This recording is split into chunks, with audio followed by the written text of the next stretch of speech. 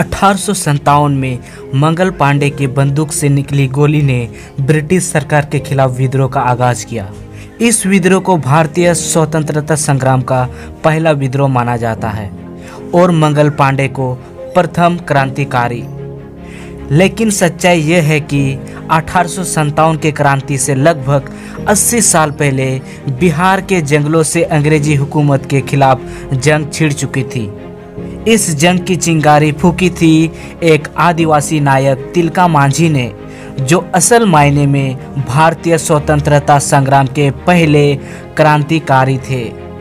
भले ही आपको हमारे भारतीय इतिहास में तिलका मांझी का कोई खास उल्लेख ना मिले, पर समय समय पर बड़े बड़े लेखकों और ऐतिहासिककारों ने उन्हें सम्मान और प्रथम क्रांतिकारी माना है।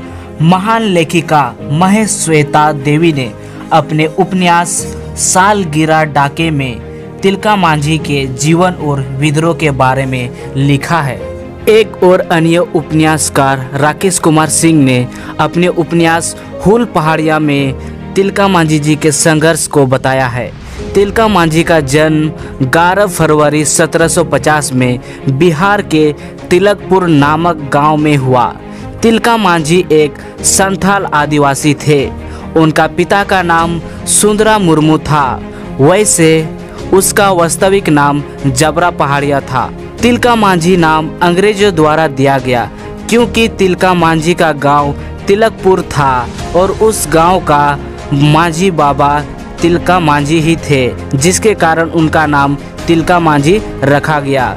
तिलका मांझी ने हमेशा से अपने जंगलों को लूटते और अपने लोगों पर अत्याचार होते देखा था।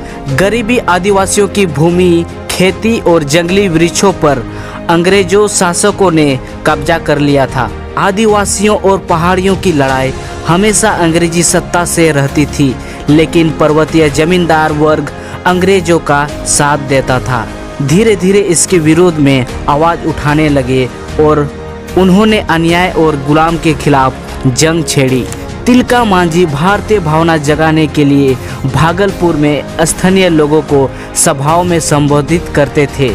साल 1770 में जब भीषण अकाल पड़ा, तब तिलका मांझी ने अंग्रेजी शासन का खजाना लूटकर आम गरीबों में बांट दिया। उनके इस नेक कार्य और विद्रोह के ज्वाला से और भी आदिवासी लोग उनसे जुड़ गए।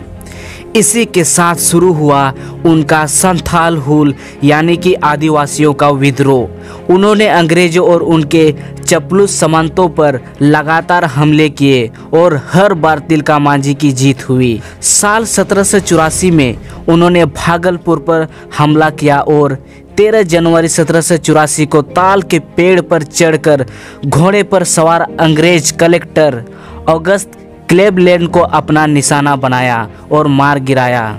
कलेक्टर की मौत से पूरे ब्रिटिश सरकार सदमे में थी। अंग्रेजों ने सपने में भी नहीं सोचा था कि एक आम आदिवासी ऐसा हिम्मत कर सकता है। साल 1771 से 1784 तक जंगल के इस बेटे ने ब्रिटिश सत्ता के खिलाफ लंबा संघर्ष किया। उन्होंने कभी भी समर्पण नहीं किया और ना ही कभी झुके और ना ही कभी डरे। उन्होंने स्थानीय सूदखोरों और जमींदारों और अंग्रेजों शासक को जीते जी कभी चैन के नींद नहीं सोने दिया। अंग्रेजी शासकों ने एड़ी चोटी का जोर लगा दिया, लेकिन तिलका मांझी को नहीं पकड़ पाए। ऐसे में अंग्रेजों ने अपनी सबसे पुरानी नीति फूट डालो और राज करो से काम लिया। अंग्रेजों ने आदिवासियों को भड़काना और ललचाना शुरू कर दिया। उनका ये फरेब रंग लाया और तिलका मांझी के समुदाय से ही एक गद्दार ने तिलका मांझी के ठिकाने के बारे में अंग्रेजों को बताया। इस गद्दार का नाम था जौरा। जैसे ही अंग्रेजों को तिलका मांझी के ठिकाने के बारे में सूचना मिला, उसी रात के अंधेरे में अंग्रेजों ने उन पर हमला किया। किसी तरह से तिलका मांझी उस हमले से निकलकर भाग निकले और उन्होंने पहाड़ियों में जाकर शरण लिया और अंग्रेजों के खिलाफ लड़ाई जारी रखा। ऐसे में अंग्रेजों ने पहाड़ियों का घेराबंदी करके उन तक पहुंचने वाला मदद और संघर्ष को रोका। इसके वजह से तिलका मांझी को अन्न और पानी के अभाव में पहाड़ियों से निकलकर लड़ना पड़ा और एक दिन वह पकड़ा गया। कहा जाता है कि तिलका मांझी को 4 घोड़ों पर बांधकर भागलपुर तक घसीटा गया। 13 जनवरी 1785 को उन्हें बरगद के पेड़ पर फांसी दिया गया। जिस समय तिलका मांझी ने अपने प्राणों की आहुति दी, उस समय मंगल पांडे का जन्म भी नहीं हुआ था। ब्रिटिश सरकार को लगा कि तिलका मांझी का ऐसा हाल देखकर कोई भी भारतीय उनके खिलाफ आवाज़ उठाने की कोशिश नहीं करेगा, पर उन्हें यह कहाँ पता था कि बिहार झारखंड के पहाड़ों और जंगलों से शुरू हुआ यह संग्राम ब्रिटिश सरकार को देश से उखाड़ कर ही थामेगा।